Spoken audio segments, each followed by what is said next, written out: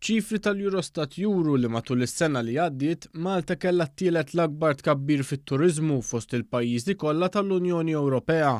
Iċ-ċifri tal-Eurostat juru li l-att tal-jieli li t-turisti qattaw f'postijiet ta' akkomodazzjoni turistika żdiedu fil-biċċa kbira tal-pajjiżi tal-Unjoni Ewropea. Bl-akbar żieda tkun irreġistrata fil-Latvja b'8.3%, il-Litwanja b'7.7% u Malta b'6.5%. Miċ-ċifri joħroġ ukoll il-Lussemburgu irreġistrat tnaqqis ta' 4.3%, l-Irlanda tnaqqis ta' 1.5% u Spanja bi kważi tnaqqis ta' 1%.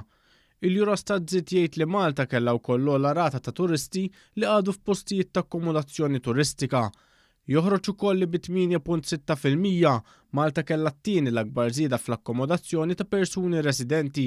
ċifri pubblikati mill-NSO juru li matul is-sena li għaddiet żaru Malta rekord ta' 2,500,000 turist li bejniethom ħallew f'pajjiżna aktar minn 2 biljun euro.